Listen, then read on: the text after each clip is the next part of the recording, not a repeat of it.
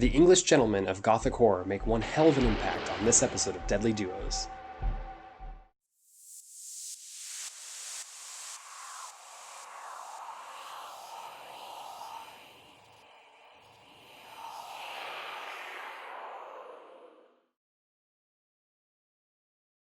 You may not know the names Christopher Lee and Peter Cushing off the top of your head, but I would wager they have had an impact on every cinema-watching generation since the 1950s.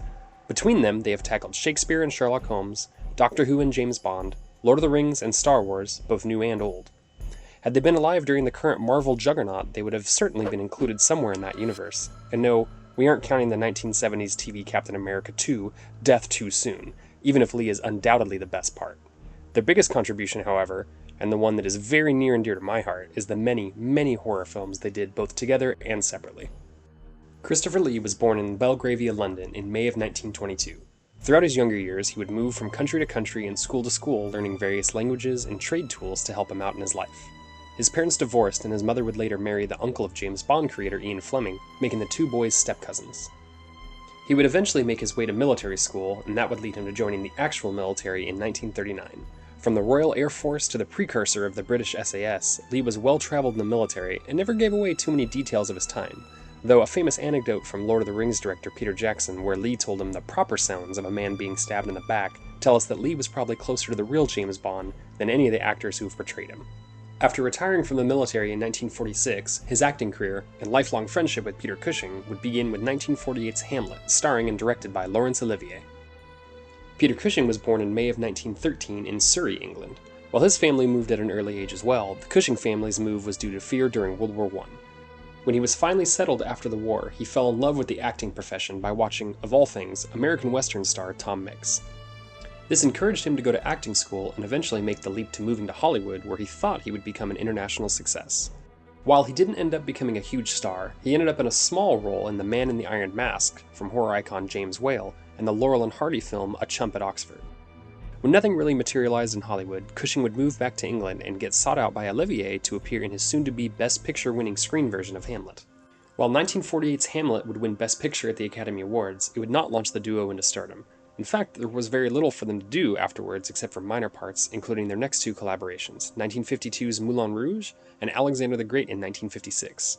Finally, it would take Hammer Studios, then known for swashbuckling pirate adventures and detective fare, to make the leap into full-color horror with the first of what is truly a holy trinity in horror, 1957's The Curse of Frankenstein. President of Hammer Films Jimmy Sangster would cast Cushing as the eponymous Mad Doctor, with Lee lined up as his creation. For those that may not know, Hammer Studios became an absolute powerhouse in horror from the late 50s and into the 70s, very much akin to New Line Cinema, Lionsgate, Blumhouse, and, where they drew their most inspiration from, the Universal Monster series. The Curse of Frankenstein was an absolute smash success for both the studio and the two stars. The film pulled in $8 million on a $200,000 budget and gave the cinema world gory color versions of the black and white Universal classics, while most of the genre entries of the era were sci-fi monsters and films dealing with the fear of a nuclear age. It would also give us, in my opinion and others, the definitive portrayal of Dr. Frankenstein with Peter Cushing. We've discovered the source of life itself, and we've used it to restore a creature that was dead. Lee does a fine job as his creation, but Cushing steals the show here. While the two wouldn't collaborate on any more Frankenstein films, Cushing would go on to play the role an additional 5 times, giving the character more depth and madness with each turn. The duo, who had worked on 3 films together prior, became best friends during the making of Frankenstein and would remain that way until Cushing's death in 1994. Next would be the Hammer version of Bram Stoker's most infamous work. The Horror of Dracula would release the following year in 1958, and much like Curse, give cinema goers a couple things. First, it would be a huge success with a $3 million take on only an $80,000 budget. And second, it would give us what is to many the ultimate portrayal of Count Dracula, as portrayed by Christopher Lee. He was physically imposing, suave, menacing, and added a gothic romanticism to the role missing from previous incarnations. Much like his best friend and the character of Frankenstein, Lee would play Dracula a whopping 10 times, and I still get goosebumps when Cushing's Van Helsing and Lee's Count face off at the end. 1959 would bring 2 more collaborations, both from Hammer Studios. The duo would star in an adaptation of Sir Arthur Conan Doyle's Sherlock Holmes story, The Hound of the Baskervilles. Cushing would appear here as the main detective, with Lee playing Henry Baskerville. The story follows Holmes and Watson investigating the death of Holmes's friend, Charles Baskerville, and the apparent curse on the Baskerville name. It is a fun adaptation and a departure from the gothic horror of their previous collaborations, Both Cushing and Lee would go on to play the world's best detective a number of times throughout their career. Elsewhere in 1959 would be the release of the final film in the duo's trilogy of Universal Classic remakes with The Mummy. Lee would again take to playing the silent stalking monster like he did in Curse of Frankenstein, while Cushing would play the part of John Banning, one of the archaeologists unlucky enough to unearth the tomb of Princess Ananka and revive her mummified priest. While not a defining role for either actor, it is still a wonderful update to the classic story and gave the duo and Hammer Studios another successful tale. While the duo would work together on The Devil's Agent in 1962, Cushing's scenes were deleted. 1964 would give us yet another tale from Hammer with The Gorgon. The story follows the character of Paul Heitz, played by Richard Pascoe, investigating the mysterious deaths of his brother and father, with his mentor played by Lee. Cushing gets the rare bad guy turn here as the doctor who knows the truth of the mysterious deaths, but tells everyone it is simply heart failure.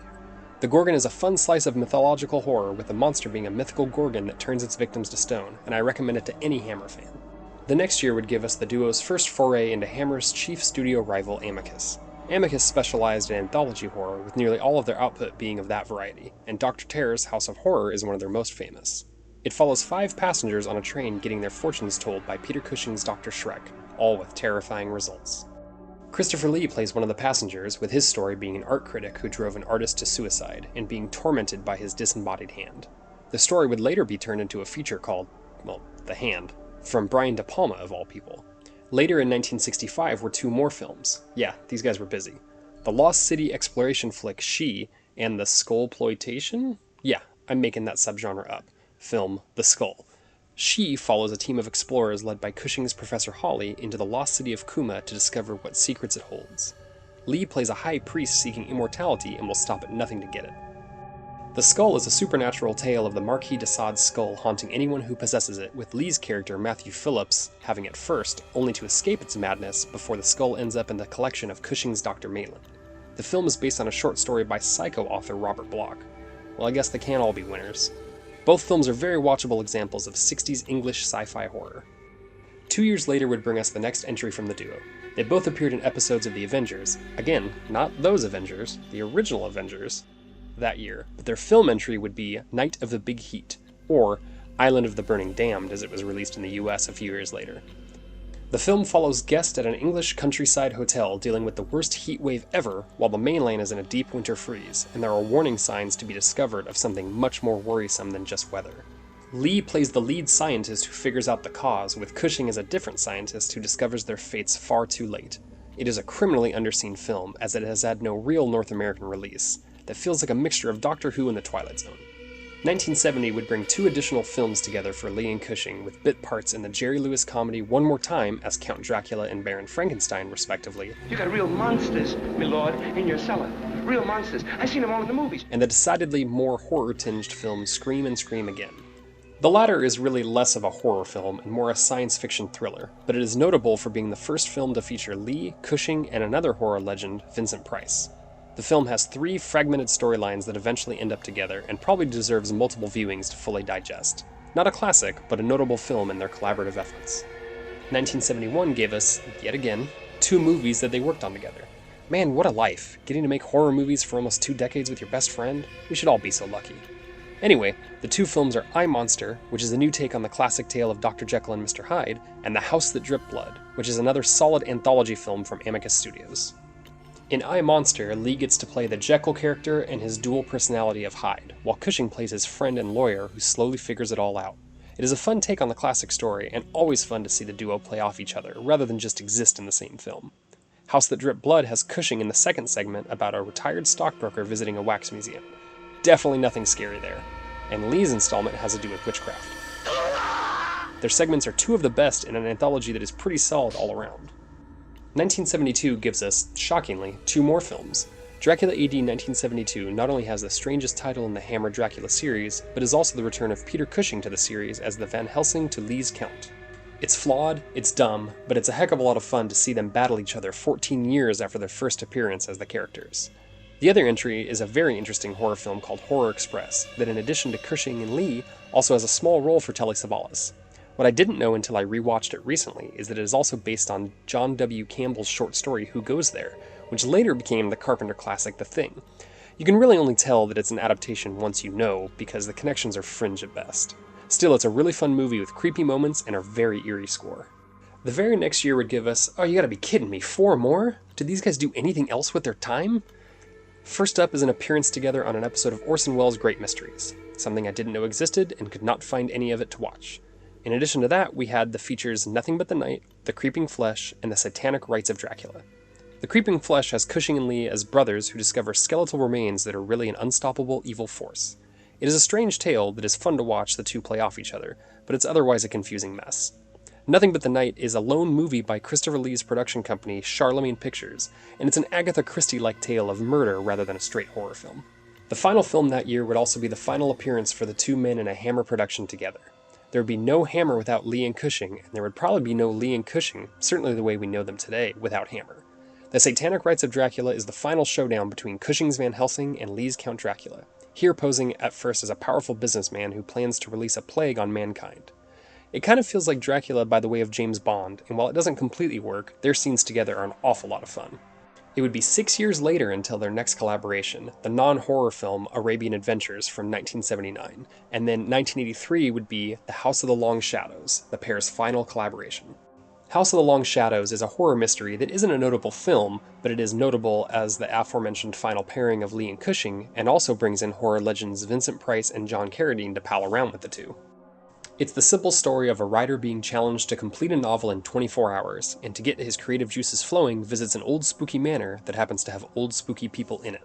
Cushing would only appear in 5 more movies before his death in 1994, while Lee would go on to have a legendary resurgence and continue acting up until his death in 2015.